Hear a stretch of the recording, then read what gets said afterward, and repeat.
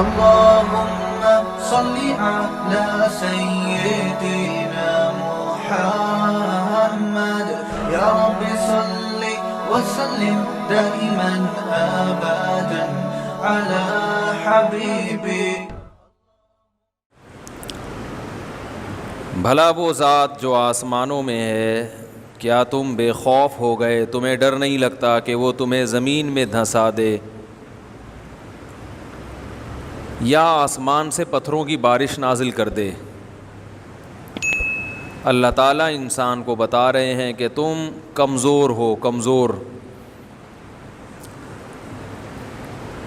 کمزور آدمی کو تو ڈر کے رہنا چاہیے.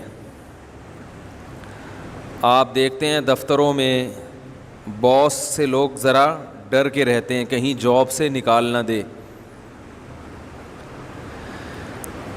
گھروں میں بچے باپ سے ڈرتے ہیں، ماں سے ڈرتے ہیں کہیں ٹھکائی نہ لگا دیں. لوگ پولیس سے ڈرتے ہیں کہیں کوئی جھوٹا کیس نہ بنا دے.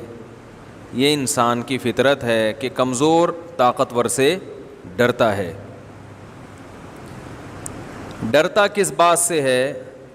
کہ میں کوئی ایسا کام نہ کروں جس سے اس طاقتور کو مجھ پر غصہ آ جائے. ایسا کام نہ کروں جس سے اس طاقتور کو مجھ پر غصہ آ جائے. اور ایسا کام کون سا ہوتا ہے جس سے بڑے کو آپ پر غصہ آئے گا؟ آپ بڑے کی مرضی کے خلاف چلنا شروع ہو جاؤ. وہ چاہتا ہے کہ یہ کرو، آپ اس کے اپوزٹ کرو. وہ کہہ رہا ہے کہ یہ نہیں کرو اور آپ وہ کام کرنا شروع کر دو.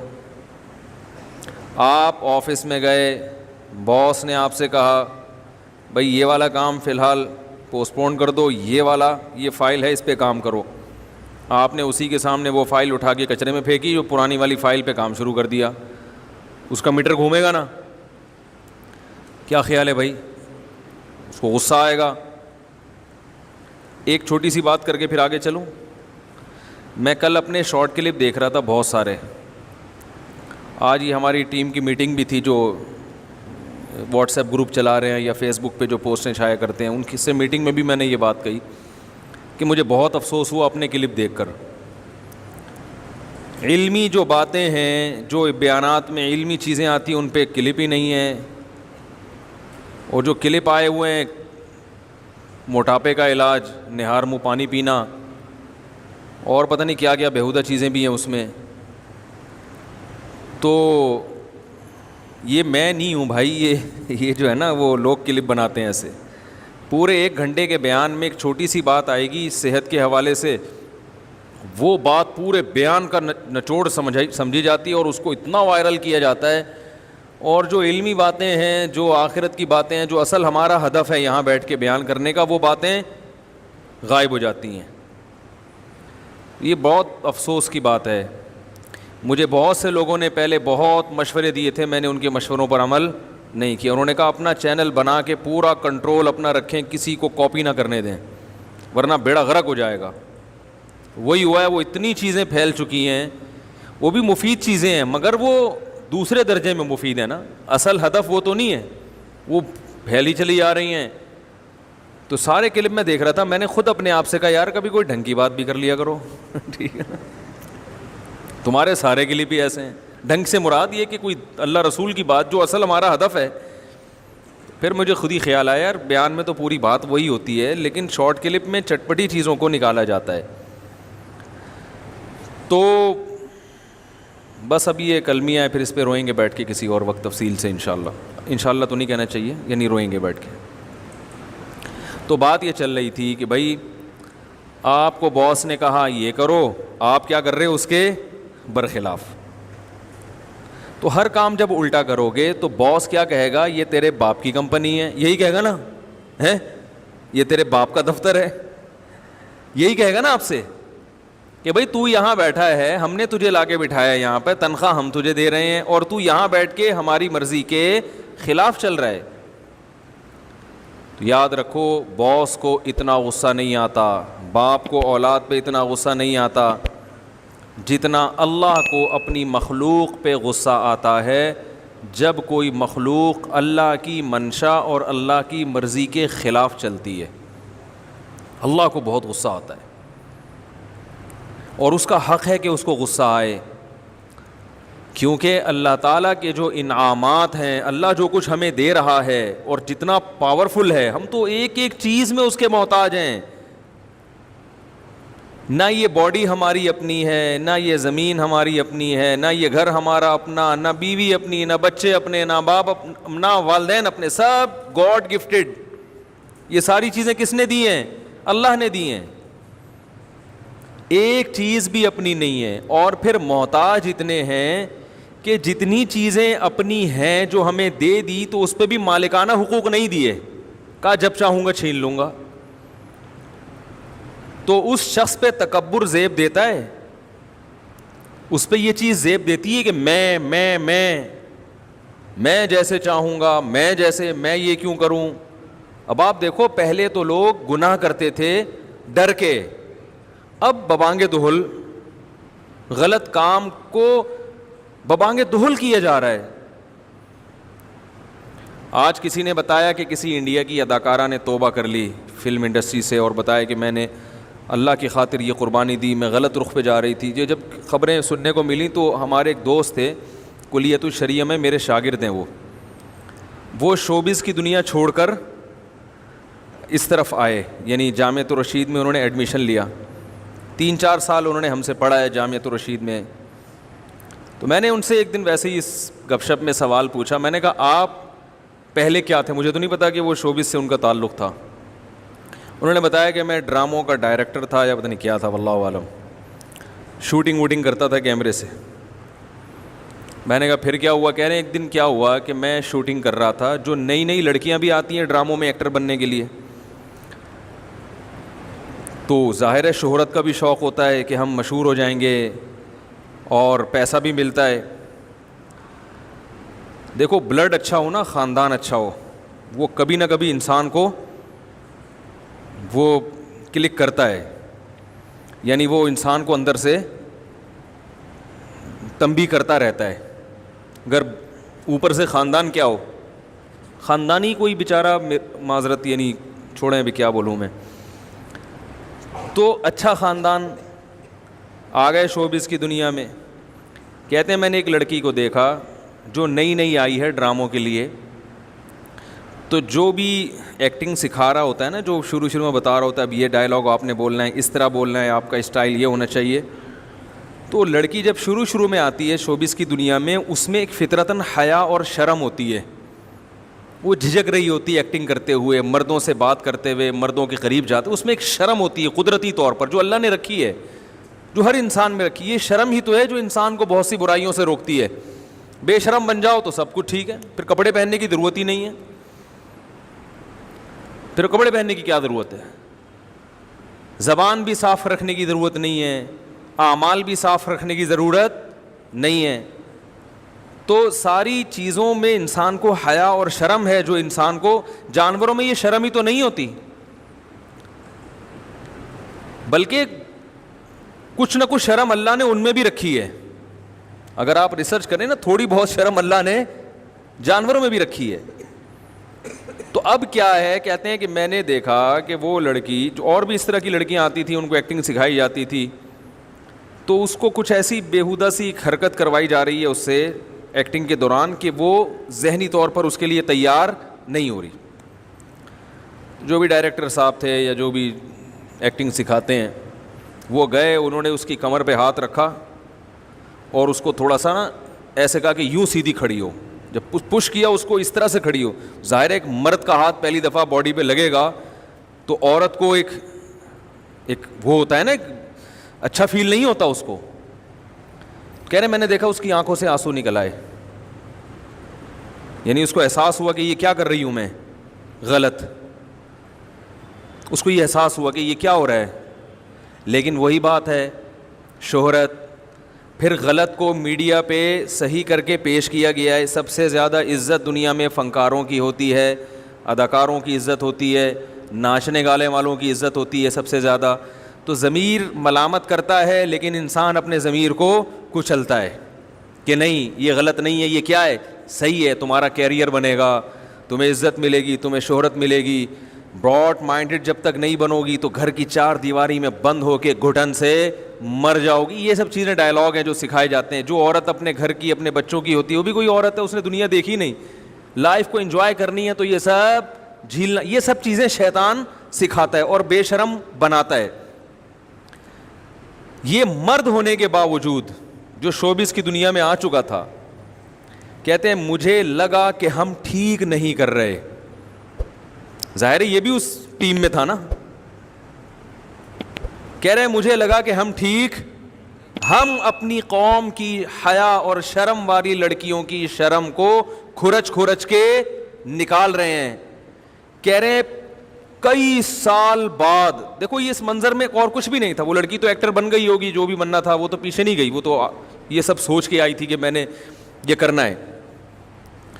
لیکن جو کروا رہا ہے نا, جو بندہ, اس کا ضمیر جاگ گیا, اس نے ملامت کی. کہتے ہیں مجھے عجیب فیل ہوا کہ یار یہ ہم غلط کر رہے ہیں. کہہ رہے مجھے یاد نہیں میں نے کبھی نماز بھی پڑھی تھی. کہہ رہے اس دن میں اسپیشل نماز پڑھنے کے لیے گیا ہوں شوٹنگ کے دوران, اسپیشل. بعض دفعہ برائی انتہا کو پہنچتی ہے نا, تو اچھائی کا لیول ری ایکشن میں انسان اتنا ہی اچھا بن جاتا ہے, ٹھیک ہے نا. وہ نیوٹن کا لا ہے نا, ہر ایکشن کا ری ایکشن ہوتا ہے, جتنی تیزی سے ایکشن ہوگا ری ایکشن بھی اتنا ہی فاسٹ. تو ہم بچپن میں شرارتیں کرتے تھے, مکہ لگا کے چیک کرتے تھے, یہ گدی مار کے نا, کہتے ہم دیکھو نیوٹن نے کہا جتنا ٹائٹ ایکشن ہوگا اتنا ہی ری ایکشن ہو رہا ہے. تو میں چیک کر رہا تھا کہ نیوٹن کا یہ لا صحیح ہے یا غلط. تو اب کہتے ہیں میں گیا عصر کی نماز پڑھنے. کہہ رہے ہیں جب میں نے نماز پڑھی تو بڑا سکون ملا. حالانکہ کچھ بھی نہیں ہے, خاموشی سے کھڑے ہوئے اللہ کے سامنے ہاتھ باندھ کے, امام صاحب رکوع میں گئے, آپ رکوع میں چلے گئے, سلام پھیرو, کیسا سکون ملتا ہے نا باوضو ہو کے. خاموشی ہے مسجد میں, ادھر ہر وقت موسیقی کی دھنیں, ہر وقت ایک انٹرٹینمنٹ. لیکن کہہ رہے ہیں میں نے عصر کی نماز پڑھی, مجھے کیا محسوس ہوا؟ سکون. کہ یار اصل زندگی تو یہ ہے.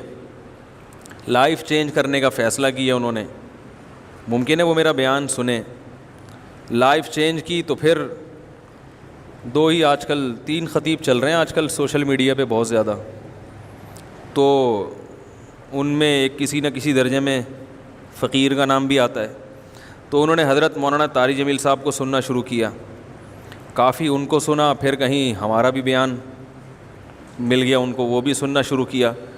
تو پھر وہ مجھ سے ملنے کے لیے آئے, مجھے تو یاد نہیں تھی ان کی کہانی. مدرسے میں ایڈمیشن لیا, عالم بنے ماشاءاللہ, اور پھر انہوں نے حرام چھوڑا اور حلال کو کیا کیا.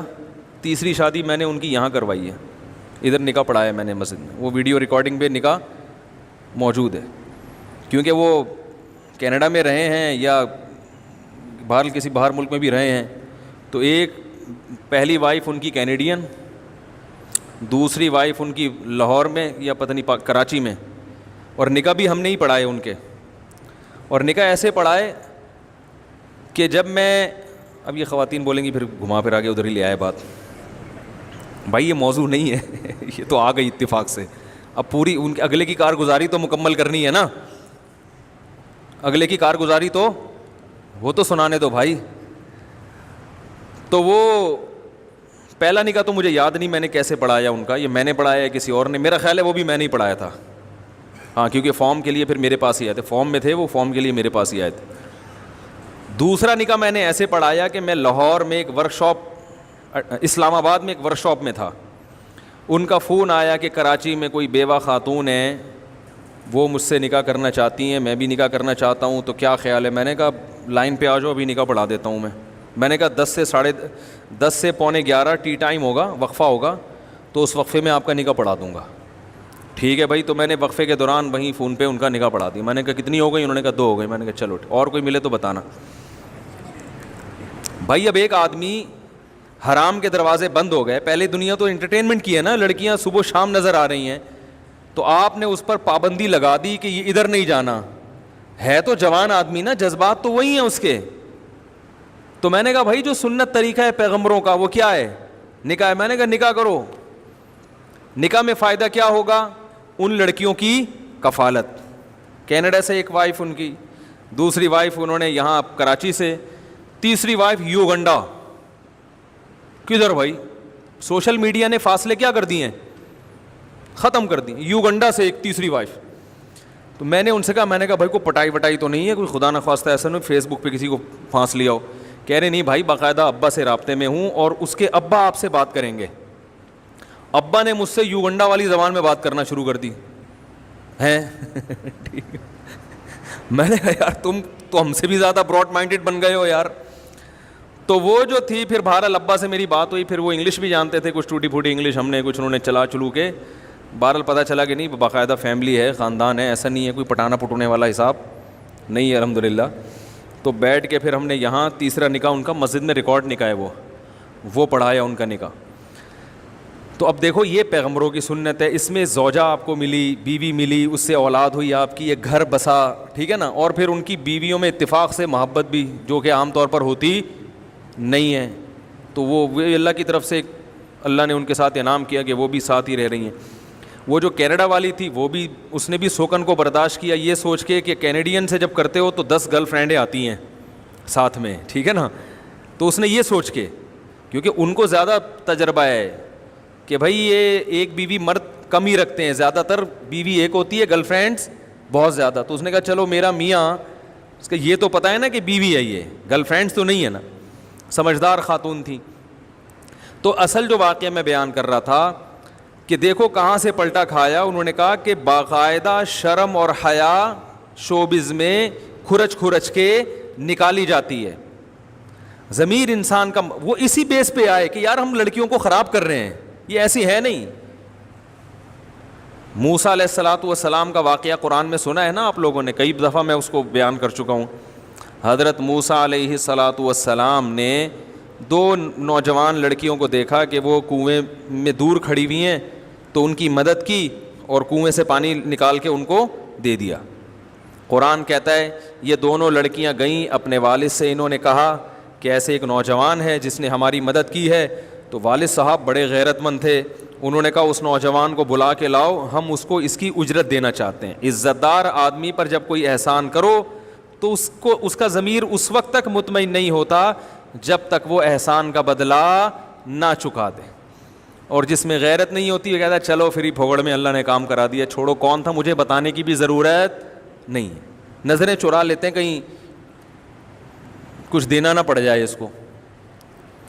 تو وہ قرآن کہہ رہا ہے جاءت احداہما تمشی علی استحیاء, ان دونوں میں سے ایک آئی موسیٰ علیہ السلام کو بلانے کے لیے حیا کے ساتھ چلتی ہوئی. دیکھو قرآن اللہ کی کتاب ہے, کوئی لفظ اس میں بلا وجہ نہیں ہے.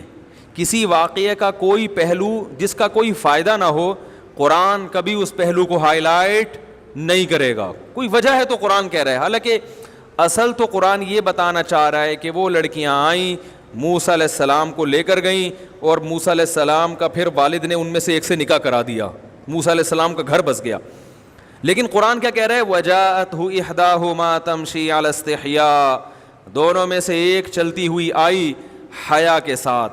تو حیا کا لفظ اللہ نے ذکر کیا یہ بتانے کے لیے کہ جو عزت دار بھائی موسیٰ علیہ السلام کی بیوی جس عورت نے بننا تھا وہ تو بڑی خاندانی ہوگی نا.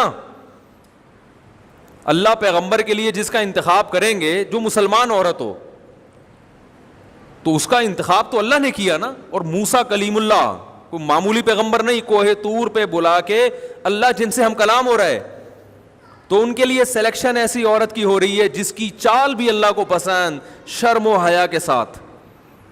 حیا والی چال کسے کہتے ہیں؟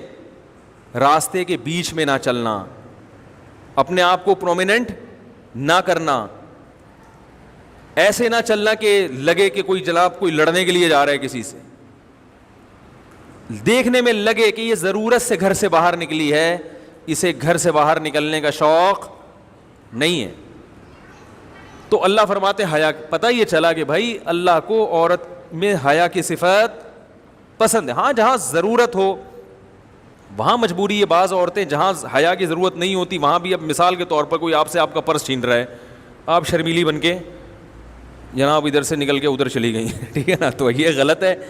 وہاں تھوڑا سا بہادری دکھانی چاہیے. حضرت خولہ رضی اللہ تعالیٰ عنہ تھی نا، جب میدان جنگ گرم ہوا، صحابہ کو شکست ہونے لگی، تو انہوں نے کیا کیا، اپنا حلیہ چینج کیا، زرہ پہنی اور جنگی ٹوپی پہنی، بالکل مرد بن گئی، اور گھوڑے کی پشت پہ سوار ہو کے جو واٹ لگائی ہے وہ سمجھ رہے کہ پتہ نہیں یہ کون سا پہلوان آیا ہے بھائی، کون سا مجاہد آیا، وہ خاتون تھیں. تو جہاں موقع نہیں ہے، جہاں بہادری دکھانی ہے یا کوئی مجبوری ہو، وہ ایک الگ چیز ہے، لیکن عام حالات میں اللہ کو عورت میں کون سی صفت پسند ہے؟ حیا اور شرم. تو یہ جو شوبز کی دنیا ہے یہ عورت کو حیا لیس بنا دیتا ہے، اس میں حیا ختم، بالکل ختم ہو جاتی. تو جس اداکارہ نے بھی توبہ کی، اگر یہ واقعہ سچا ہے، کوئی بعض دفعہ میڈیا کوئی گھما بھی دیتا ہے بات کو، اگر یہ واقعہ سچا ہے تو اللہ نے اس سے بڑی قربانی لی ہے کہ ایسی دلدل میں جہاں انسان کی عزت کا بھی جنازہ نکلتا ہے، حیا کا بھی جنازہ نکلتا ہے، اور یہ گناہوں کی دلدل ایسی ہے، اس میں ایک دفعہ پھنستے چلے گئے تو واپسی کا راستہ مشکل ہو جاتا ہے. ہمیں یاد ہے کراچی میں ایک بڑے دہشت گرد تھے، بڑے مشہور، تبلیغ والے ان کے پاس گئے تو ان تبلیغ والوں نے مجھے اپنا واقعہ خود سنایا، میں نام نہیں لوں گا کون تھا کیا تھا. کہتے ہیں ہم جب ان کے پاس گئے، ان کے بڑے قتل کیے اس دہشت گرد نے. کہہ رہے ہیں ہم ان کے پاس گئے، ہم نے ان کو تبلیغ دی. تبلیغ ہم نے یہ کی، بھائی یہ بچوں کو خاموش کرائیں، یار رحیم اللہ بھائی ذرا ان بچوں کو آپ تھوڑا دہشت گردی کا مظاہرہ کریں. تو کہتے ہیں ہم جب ان کے پاس گئے، وہ جو دہشت گرد تھا اس کو ہم نے سمجھایا، کافی دیر اس نے تھا مسلمان بہرحال. کہہ رہے ہماری دعوت اس نے بہت دیر سنی. دعوت سننے کے بعد کہا کہ اب بہت دیر ہو چکی ہے، میں بہت آگے جا چکا ہوں، اب میرے لیے واپسی، خود کہہ رہے کہ میرے لیے توبہ کا راستہ نہیں ہے، یعنی میں اتنا آگے جا چکا ہوں کہ میرا ضمیر مردہ ہو چکا ہے، خود اپنے منہ سے کہہ رہے. ظاہر ہے ایک قتل ہوتا ہے نا، انسان کا دل ہلتا ہے کہ یار میں کیا کر رہا ہوں، جوان عورتوں کو بیوہ بنا رہا ہوں، چھوٹے بچوں کو یتیم کر رہا ہوں، چند ٹکوں کی خاطر، چند ووٹ کی خاطر، تھوڑے سے پیسوں کی خاطر، پھر دوسرا قتل، پھر تیسرا قتل. تو آہستہ آہستہ ضمیر ملامت کرنا چھوڑ دیتا ہے، سخت دل ہو جاتا ہے انسان، پھر شراب بھی پینا شروع کرے گا سکون کے لیے، اور الٹے الٹے کام. کہہ رہے ہیں وہ ہم اس کو سمجھا رہے ہیں کہ بھائی توبہ کا دروازہ کھلا ہوا ہے، واپس آ جاؤ. وہ کہہ رہے ہیں کہ میرے لیے واپسی کا راستہ بند ہو چکا ہے. کہہ رہے ہم نے بہت سمجھایا. تو اس نے کہا میں اس دلدل میں پھنس چکا ہوں، واپس نہیں نکل سکتا اب میں اس سے. کہہ رہے ہیں پھر ہم نے اس سے ایک بات کی، تبلیغ والے بڑے ہوشیار ہوتے ہیں، دیکھو دعوت کا ان کو پتہ ہے. انہوں نے کہا اچھا ایسا کرو، جہاں تک جا چکے ہو نا چلو واپس نہ آؤ، اس سے آگے نہ جاؤ. کیسی حکمت کی بات ہے دیکھو، ہے بھائی، کہ جہاں تک پہنچ چکے ہو چلو، آپ کہہ رہے ہو کہ واپس نہیں آ سکتا تو وہیں بریک لگا دو، اس سے آگے مت جاؤ. اس نے کہا یہ بھی نہیں ہو سکتا. یہ ہے دلوں پہ مہر جس کا قرآن جگہ جگہ ذکر کرتا ہے، ختم اللہ علی قلوبہم، اللہ نے ان کے دلوں پہ مہر لگا دی ہے. تو شوبز کی دنیا میں جو لوگ قدم رکھتے ہیں بے حیائی کا شکار ہوتے ہیں، اور پھر حیا آہستہ آہستہ ان کے دلوں سے نکلتی چلی جاتی ہے، پھر ان کو زنا برا نہیں لگتا، پھر ان کو بے پردگی، ننگا پن، برہنہ پن یہ برا نہیں لگتا، بے حیائی کو معاشرے میں پروموٹ کرنا برا نہیں لگتا. پھر ہوتے ہوتے ہوتے ایک ایسی اسٹیج پہ جا کے پہنچتے ہیں کہ جو حیا اور پاک دامنی کے ساتھ زندگی گزار رہا ہے نا، اس پر ان کو تعجب ہونے لگتا ہے، اس پہ تعجب ہوتا ہے کہ یہ پاگل ہیں، یہ بیوقوف ہیں. یعنی ایسا ہی ہے جیسے کوئی دودھ شہد کو چھوڑ کے چرس پی رہا ہو، اور وہ چرس پینے والا تعجب کس پہ کر رہا ہے؟ آپ پہ. اور کرتے ہیں کہ نہیں کرتے؟ آپ چرسی اور ہیروئنچی کے سامنے آپ بتائیں یار دودھ میں اللہ نے ایسی لذت ہے نا، دودھ میں لذت، ارے دودھ میں لذت کا نہیں پتہ چلتا تو گائے کا تازہ دودھ نکالو اور صبح خالی پیٹ جو ہے نا، یہ ناشتے کے بعد ایسے منہ سے لگا کے پیو، ایسا مزہ آئے گا. ایسی لذت اللہ نے دودھ میں رکھی ہے، شہد میں اللہ نے لذت رکھی ہے. لیکن جس نے دودھ اور شہد کو چھوڑ کر، اور یہ جو اللہ نے ہمارے لیے انار پیدا کیا، اور آم کے بارے میں یہ کہتا ہوں کہ آم کھاؤ نہیں، آم بولو بھائی پھوڑو. اب اس پہ کلپ آئے گا پورے بیان سے نا نکال کے، پورے بیان میں جتنی باتیں ہوئی ہیں وہ سب ایک طرف، آم پہ کلپ آئے گا، آم کھاؤ نہیں بلکہ پھوڑو. پھر وہ لاکھوں ویورز ہوں گے, لوگ کہیں گے یہ کیا آپ ممبر پہ بیٹھ کے آم پھوڑنے کی باتیں کر رہا ہے. وہ بھائی یہ تو ایک درمیان میں آم آ گیا, تو آم تو آپ کو پتہ ہے آم ہے کتنا مزہ. ابھی میں ماشاء اللہ نظر بس سے اللہ بچائے, میں بہت کم کھانا کھاتا ہوں. جو لوگ میرے ساتھ بیٹھ کے کبھی کھانا کھایا نا ان کو پتہ ہے میں بہت کم کھاتا ہوں, ٹائم لیتا ہوں لیکن کھانا بہت ہی تھوڑا کھاتا ہوں. لیکن جب میٹھا آم آ جائے تو میرا خیال ہے اب تک کتنے کھا چکا ہوں 1 گھنٹے کے اندر 7-8 تو کھا لیے ہوں گے بڑے والے, اور پھر رات کھانے کے بعد دوبارہ کھاؤں گا. تو آم کے سیزن میں گھر والوں کو بھی بولا ہوا ہے کہ بھائی یہ ایسی چیز ہے جس سے اجتناب نہیں کرنا, جتنے پھوڑ سکتے ہو پھوڑو. سیب لمیٹڈ, تربوز لمیٹڈ, آم کیا ہے ان لمیٹڈ. آم تو فائدے کی, میٹھا بھی کتنا اور کوئی بوجھ بھی نہیں بنتا طبیعت پہ, فائبر بھی ہے اس میں, خون بھی ہے اور مزہ بھی ہے. تو اب آپ چرسی کو بولو یار آم کھاؤ, ٹھیک ہے نا, تو وہ ہم پہ ہنسے گا نا, کہے گا بھائی یہ سٹا چھوڑ کے کیا کوئی چیزیں کھانے کی. وہ جو چرسی میرا بیان سن رہے ہوں گے, ابھی ہیروئن چی سن رہے ہوں گے, وہ ہیروئن چی کیا کہیں گے کہ یار اس مفتی کو دیکھو, یہ ہمیں کہہ رہا ہے ہیروئن چھوڑو اور کیا کھاؤ, آم کھاؤ. اور ہمیں ہیروئنچیوں پہ تعجب ہو رہا ہے کہ اللہ نے اتنی مزے کی چیزیں پیدا کی ہیں, 64 آم اللہ نے پیدا کر دیا اور کھاتے چلے جاؤ, کوئی پرابلم نہیں ہے. جس کو شوگر ہے وہ ایک الگ بیماری ہے, لیکن جو نارمل آدمی ہے تو جتنے مرضی آم پھوڑ لے, چلے جا رہے کھاؤ, اتنا مزہ آ رہا ہے, ہم کہہ رہے ہیں اللہ تیری کیسی نعمت. تو کیا ہم غلط ہیں یا چرسی غلط ہے؟ چرسی غلط ہے بھائی. تم نے اپنی فطرت کو بگاڑ دیا, جو بدبودار چیز تھی تم نے اپنے آپ کو اس کا عادی بنا لیا ہے. اب تمہیں خوشبودار چیزیں اچھی نہیں لگ رہی. انسان کی طبیعت میں اللہ نے حیا رکھی ہے, پاکیزگی رکھی ہے. وہ چاہتا ہے کہ میں ایک پاکیزہ لائف گزاروں, میرا ضمیر مطمئن ہو کہ میں اچھے کام کر رہا ہوں. لیکن وہ جب ضمیر کی مخالفت کرتا ہے, میں نے بہت سے لبرل لوگ بھی دیکھے جو زنا سے بچتے ہیں حالانکہ وہ مذہب کو نہیں مانتے. وہ کہتے ہیں یار یہ ہمیں سمجھ میں نہیں آتا, یہ ضمیر ملامت کرتا ہے کہ غلط ہے. ایسے بھی لوگ ہیں. زمانہ جاہلیت میں جب شراب حرام نہیں ہوئی تھی, اس وقت بھی بعض صحابہ شراب سے بچتے تھے, حالانکہ اس وقت تو ساری دنیا شراب پیتی تھی. حضرت ابو بکر رضی اللہ تعالیٰ عنہ کے بارے میں کہا جاتا ہے کبھی شراب نہیں پی انہوں نے, یعنی زمانہ جاہلیت میں بھی نہیں پی انہوں نے, بت پرستی نہیں کی. بہت سے صحابہ تھے جو زمانہ جاہلیت میں بھی بت پرستی, وہ کہتے ہیں ہمیں نہیں سمجھ میں آتا یہ پتھروں کے بنے ہوئے بتوں کے سامنے ہم جھکیں. میں اکثر اپنی دادی کا واقعہ بتاتا ہوں نا کہ وہ ان کو نہیں پتا تھا یہ تیجے 40 میں کے کھانے غلط ہوتے ہیں, لیکن وہ پھر بھی نہیں کھاتی تھی. ہمیں یاد ہے کہیں سے کوئی کسی کا انا للہ و انا الیہ راجعون ہو گیا, کوئی میت ہو گئی, دیگ آئی, وہ نہیں کہتے یہ مردوں کے کھانے ہمارے حلق میں نہیں اترتے. کچھ ضمیر بھی انسان کو کیا کرتا ہے, ملامت کہ یہ غلط ہے یار, یہ کیا کھاؤ, ولیمے پہ کی دعوت کھاؤ, عقیقے پہ کھاؤ, بچہ پاس ہو گیا, بچے نے قرآن حفظ کر لیا, کھاؤ, وہ مر گیا, دیگیں کھا رہے ہو, کیا ہے یار یہ. مردہ بھی بولے گا تمہیں شرم نہیں آتی, میں ابھی مرا نہیں ہوں, میرا کفن میلا نہیں ہوا, تم یہاں بیٹھ کے کور میں پھوڑ رہے ہو بیٹھ کے. تو وہ کہتی تھی ہمارے تو حلق سے نہیں اترتا, حالانکہ ان کو نہیں مسئلہ معلوم تھا. تو یہ جو چیز ہے زنا کی برائی, بے حیائی, یہ ایسی چیز ہے جس کے لیے مذہب کی ضرورت نہیں ہے. یہ انسان کی مذہب نے بہت سی ایسی چیزیں ہمیں بتائی ہیں جو ویسے ہی ہماری فطرت کا حصہ تھیں, وہ اللہ نے ہماری فطرت میں ڈال دی تاکہ جب رسول ان باتوں کو کہیں تو ہمارے لیے عمل میں مشکل نہ ہو. قل ان اللہ لا یأمر بالفحشاء, اے نبی آپ ان سے کہہ دیجئے کہ اللہ کبھی بے حیائی کی اجازت نہیں دیتا. بے حیائی اللہ کو پسند ہی نہیں ہے. تو اب ہوتا کیا ہے, بے حیائی کر کر کے جو لوگ فلمی دنیا سے وابستہ ہیں, ایکٹر ایکٹریسز یا جو بھی ان کے ڈائریکٹر یا جو بھی عملہ ہوتا ہے, صبح و شام یہی ناچ گانے, یہی لڑکیوں کے بیہودہ ڈانس دیکھ دیکھ کے جو طہارت اور پاکیزگی ہے, حیا ہے, وہ آہستہ آہستہ دل سے نکل جاتے.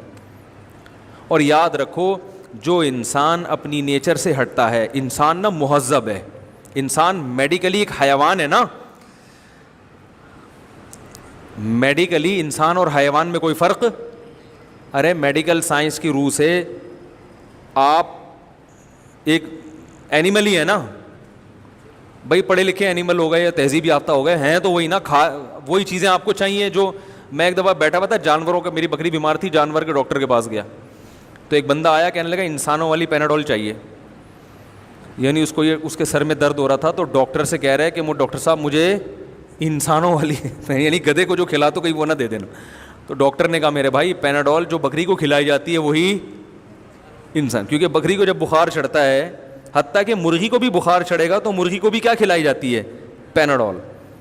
تو باڈی جو ہے نا, باڈی کا جو اسٹرکچر ہے, ہاں ان میں فرق بہت ہے, لیکن بیسک چیزیں گلوکوز ہمیں بھی چاہیے, گلوکوز باڈی کو رن کرنے کے لیے ان کو بھی چاہیے.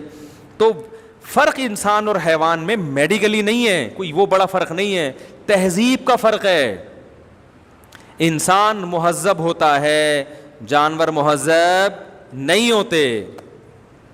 اور تہذیب میں بہت ساری چیزیں آتی ہیں. تہذیب میں سب سے پہلے صفائی ستھرائی آتی ہے.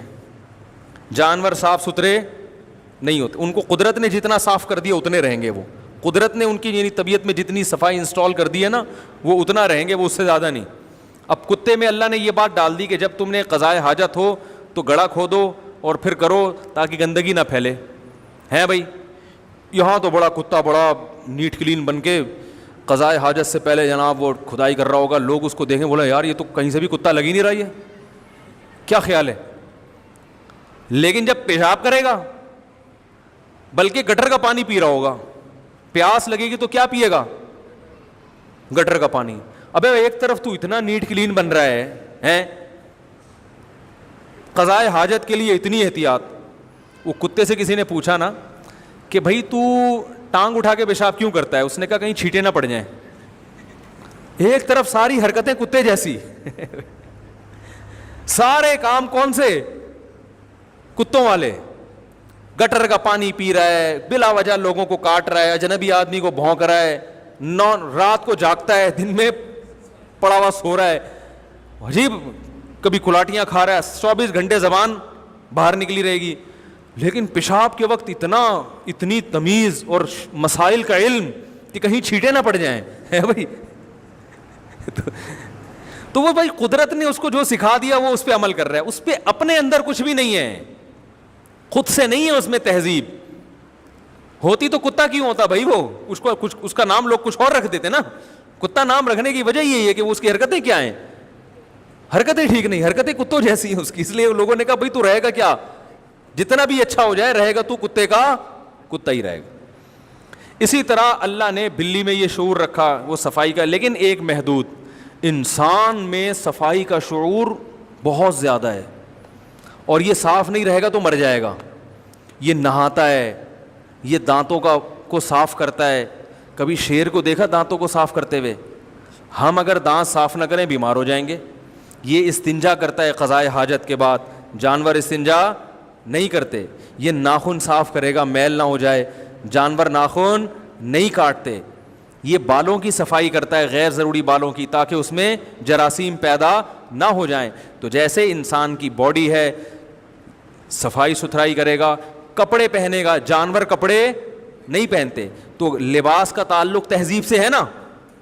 کیا خیال ہے بھائی, جانور نہیں پہنتے. وہ ایک دفعہ ایک چوہا گیا تھا, ہاتھی نہا رہا تھا اس میں دریا میں نا, تو چوہے نے ہاتھی کو بولا ذرا باہر آنا, تھوڑا سا کام ہے. ہاتھی کو اتنی ٹینشن, وہ ہاتھی ہے بھائی, وہ تو باہر نکلتے گھنٹہ لگے گا اس کو. ہاتھی نے بولا یہیں سے بتا دو. کہہ رہے نہیں, میں جب تک باہر نہیں آؤ گے میں کام نہیں بتاؤں گا, بہت ضروری کام ہے. ہاتھی نے کہا دیکھ مجھے نکلنے میں نا گھنٹہ لگے گا, تو یہیں بتا دے. اس نے کہا نہیں بہت ضروری کام ہے, باہر آؤ. ہاتھی 1 گھنٹے بعد باہر نکلا, بیچارہ کلا بازیاں کھاتا ہوا. چوہے نے کہا بس واپس چلے جاؤ. ہاتھی نے کہا بلایا کیوں تھا؟ چوہا کہتا ہے میں دیکھ رہا تھا میرا انڈر ویئر پہن کے تو نہیں نہا رہے کہیں, تو ہیں میں یہ دیکھ رہا تھا کہ کہیں تم میرا انڈر ویئر پہن کے تو نہیں نہا رہے. تو ایک لطیفہ ہے, لیکن اس پہ کیوں ہنسی آ رہی ہے؟ جانور انڈر ویئر بولو بھائی نہیں پہنتے, نہ ہاتھی چوہے کا پہنے گا, نہ چوہا ہاتھی کا. تو لباس کا تعلق بھی کس سے ہے؟ تہذیب سے. انسان لباس پہنتا ہے. یا بنی آدم قد انزلنا علیکم لباسا یواری سوآتکم, اے بنی آدم ہم نے لباس نازل کیا دو تمہاری شرمگاہ کو چھپا دیتا ہے. جانور گھومتے رہتے ہیں کھلے عام, انہیں کوئی حیا ہی نہیں ہے, شرم ہی نہیں ہے. تو یہ کیا بات ہے؟ اچھا تہذیب میں یہ بھی داخل ہے کہ سچ بولو جھوٹ نہ بولو.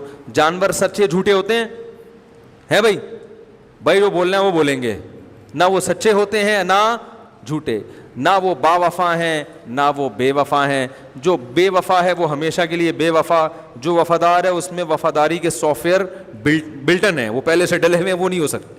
تو انسان مہذب ہے تو یاد رکھو اسی تہذیب میں ایک اور چیز آتی ہے, شرم اور حیا. انسان میں حیا اور شرم ہوتی ہے, جانوروں میں نہیں ہوتی. اور شرم و حیا تہذیب کا ایک بہت بڑا رکن ہے. اور یہ شرم و حیا جو ہے نا, جس سے انسان مہذب بنتا ہے, یہ جو ہماری جو لبرل لوگ ہیں نا, یہ اس کی ویلیو کے بالکل بھی قائل نہیں ہے. یہ کہتے ہیں یہ کوئی چیز ہی نہیں ہے. بلکہ لڑکیوں کو بولڈ بنایا جاتا ہے کہ بھائی آنکھوں میں آنکھیں ڈال کے بات کرنا سیکھو.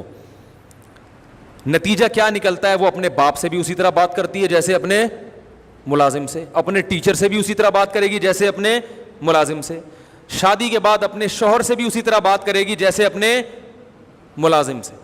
نتیجہ کیا نکلتا ہے؟ لوگ پھر پریشان ہیں, ہماری بیٹی ہم سے تمیز سے بات نہیں کرتی. ہم کہتے ہیں بھائی آپ نے جس ماحول میں اس کو پڑھایا ہے اس میں تمیز کے علاوہ سب کچھ سکھایا جائے. اس میں تمیز نام کا کوئی چیپٹر ہے ہی نہیں. کوئی ہے فزکس میں کہیں تمیز کا چیپٹر آتا ہے؟ بھائی یونیورسٹی میں فزکس پڑھائی جائے گی, میتھ پڑھایا جائے گا, اکنامکس پڑھائی جائے گی, یہ سب چیزیں, تو اس میں کہیں دیکھا تمیز اور تہذیب کا بھی کوئی چیپٹر آ رہا ہو؟ کہیں بھی نہیں ہے نا. تو خاص طور پر یہ شوبز کی دنیا میں تو حیا اور شرم باقاعدہ کھرچ کے نکالی جاتی ہے. میں جب مدرسے میں ایڈمیشن ہوا نا میرا, اور کچھ ہم کتابیں پڑھ لیے تو لوگوں کا رابطہ ہوا مجھ سے, فون پہ لوگوں کی کالز آتی تھیں, مسائل بتاتے تھے. تو مجھے یاد ہے ایک لڑکی کی کال آئی جس کو اللہ نے توبہ کی توفیق دی, وہ دین کی طرف آ گئی. اس نے ایک دو مسئلے پوچھے ہوں گے میں نے بتائے, لیکن اس نے ایک اپنی کارگزاری سنائی. اس نے کہا کہ مفتی صاحب میں اتنی بدتمیز بن گئی تھی فلمی میگزین پڑھ کے کہ میں اپنی ماں سے تمیز سے بات نہیں کرتی, کیونکہ میرے گھر میں فلمی میگزین آتا تھا. میں نے کہا کیسے بدتمیزی؟ اس نے کہا کہ میں نے ایک فلمی ایکٹر کی کارگزاری سنی, فلمی اداکاراؤں کی, اس میں وہ بھی ہوتے ہیں نا حالات, کہ آپ کو کیا پسند ہے, خربوزہ شوق سے کھاتی ہیں یا آپ تربوز آپ کو زیادہ اچھا لگتا ہے. وہ جن لوگوں کو ان سے محبت ہوتی ہے وہ ان کے ان حالات میں بڑی دلچسپی لیتے ہیں. ظاہر انسان کو جس سے محبت ہوتی ہے وہ پھر ہر ایک چیز اس سے, ایک فطرت ہے کہ انسان چاہتا ہے کہ میں اس کو دیکھوں وہ کیا کرتا ہے, کھاتا کیا ہے, کتنے آم کھاتا ہے, کتنے خربوزے کھاتا ہے. تو کہہ رہی میں اس کی کوئی ایکٹر تھی اس زمانے کی بڑی مشہور, تو وہ میں اس کے حالات پڑھتی تھی, تو اس میں اس نے اپنے حالات بتایا, میں یوں ہوں میں یوں ہوں. تو اس میں ایک بات یہ بھی تھی کہ میں کسی کو لفٹ نہیں کراتی, میں اپنی پرائیویٹ زندگی خود گزارتی ہوں, اس میں کوئی رشتہ دار ہو, دوست ہو, کوئی میرے ساتھ یعنی کوئی بھی, یعنی خلاصہ اس کا یہ میں کسی سے تمیز سے بات, اب میں اس کو وہ اتنے لپیت الفاظ میں بولوں, یعنی اس کا حاصل یہ تھا کہ میں کسی سے تمیز سے بات نہیں کرتی, یعنی بڑوں سے, کہ میرے بڑے بھی میری پرائیویسی میں, میری ذاتی زندگی میں ان کو مداخلت کی اجازت نہیں. اب جب یہ ایک نوعمر لڑکی یہ چیز پڑھے گی تو وہ باپ اور بڑے بھائیوں اور بڑی بہنوں سے باغی ہوگی کہ نہیں ہوگی؟ حالانکہ اس عمر میں انسان کو ضرورت ہوتی ہے کہ وہ آوارہ نہ بنے, بلکہ بڑوں کی کسٹڈی اور بڑوں کے کنٹرول میں رہے تاکہ ماحول اس کو خراب نہ کرے. یتیم بچے کے جو اتنے فضائل ہیں اسی وجہ سے بھی تو ہیں کہ اس کا کوئی سرپرست نہیں ہے, حالانکہ ویسے تو وہ ٹھیک ٹھاک ہے, سرپرست نہ ہونے کی وجہ سے اس کے بگڑنے کا چانس زیادہ ہے. اب وہ اداکارہ نے جو انٹرویو ریکارڈ کروایا اس نے تو کروا دیا, لیکن یہ جو بچی تھی اس نے تو مجھ سے رابطہ کر کے اپنی کارگزاری سنائی کہ مجھے تباہ کرنے والا کون تھا, وہ میگزین. پھر یہ مدرسہ بنات میں گئی ہے نا لڑکیوں کے مدرسے میں, وہاں اس کو پتا چلا کہ ابا اماں سے کیسے بات کرنی چاہیے. تو اس نے وہاں کیا سیکھا ان فلمی میگزین سے کہ میری پرسنل لائف ہے, میں اپنی لائف جیسے چاہوں گزاروں, کسی کو میری لائف میں ٹانگ اڑانے کی, دخل اندازی کی اجازت نہیں ہے. اب ماں باپ نے میگزین لگوایا ہوا ہے, بچی پڑھ رہی ہے, ماں باپ, کوئی اس میں ایسا جملہ نہیں ہوتا جو غلط ہو, کہیں اس میں یہ نہیں لکھا کہ میں اپنے ماں باپ کی نافرمانی کرتی ہوں, ایسا کچھ نہیں ہوتا. لیکن جو ماحول دیا جاتا ہے نا, جس قسم کی ڈائلاگ ہوتے ہیں, اس سے لازمی یہ ذہن خود بخود بن رہا ہوتا ہے.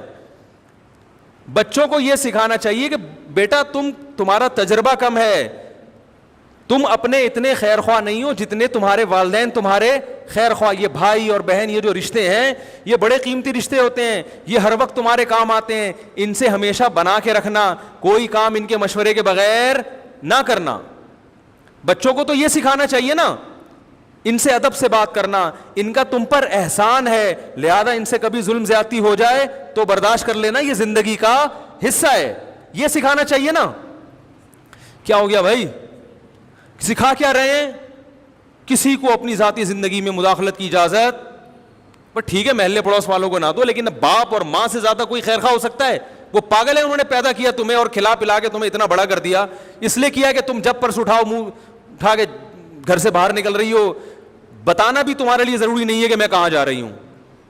تو وہ باپ رکھے گا ایسی بیٹی کو گھر میں؟ بولو نا بھائی, وہ باپ نہیں ہے. پھر وہ کہے گا میں خانسامہ ہوں, جس نے تمہیں گھر پرووائڈ کیا ہوا ہے تمہاری خدمت کے لیے, کہے گا پتلی گلی سے نکلو, یہاں سے دفع ہو, یہاں سے. لڑائیاں ہوں گی گھر میں, جھگڑے ہوں گے, ڈپریشن کے مریض بنیں گے لوگ. تو مجھے اندازہ ہوا, دیکھو ایک اداکارہ کا ایک ڈائلاگ, ایک جملہ, اس نے ایک لڑکی کو کس قدر بدتمیز بنا دیا. اپنے ماں باپ کا, اس کے ماں باپ اس سے پریشان تھے, لیکن الحمدللہ وہ لڑکیوں کے مدرسے میں عالمہ بننے کے لیے اس نے ایڈمیشن لیا, اور اللہ نے اس کی حالت کو, بولو بھائی, چینج کر دی. ایسے سینکڑوں بچیاں بگڑ چکی ہیں, سینکڑوں گھر تباہ ہو چکے ہیں. ہمارے پاس رپورٹیں نہیں ہوتی, لیکن ڈرامے اور فلمیں لاشعوری طور پر گھروں کو جوڑنے کے بجائے توڑ رہے ہیں, تباہ کر رہے ہیں. مجھے ایک بات بتاؤ, جب فلم, یہ جو اداکارہ اور یہ جو فلمی ایکٹر اور اداکارائیں ہوتی ہیں نا, ان کا یہ ہوتا ہے کہ ہم ایک انٹرٹین کر رہے ہیں لوگوں کو. لوگ ایکچولی تھکے ہوئے ہوتے ہیں, ڈپریشن میں جا رہے ہیں, تو ہم ایک فلمی کہانی ڈیزائن کر کے لوگ خوش ہو جاتے ہیں, اور یہ تھوڑا سا تفریح ہو جاتی ہے, فیملی کے ساتھ دیکھ لیتے ہیں, سین مگر چلے جاتے ہیں. تو ہر برائی پہ نا کچھ بھی لیبل لگا کے آپ, تو چرس سے بہتر ڈپریشن دور کرنے کا کوئی طریقہ ہے؟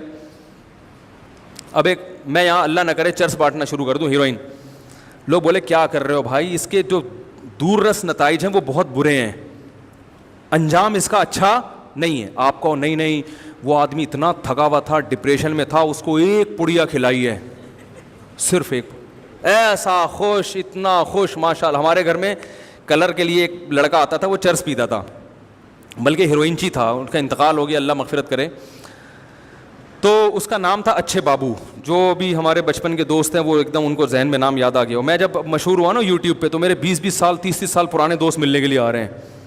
وہ یوٹیوب پہ میرا بیان سنتے تھے, ان کو یقین نہیں آتا تھا میں ہوں, پھر کہا ارے وہی ہے. تو ابھی ایک 30 سال بعد, یعنی میں 10-12 سال کا تھا, کرکٹ کھیلتے تھے ہم لوگ, تو وہ ہماری ٹیم کے کیپٹن ہوا کرتے تھے.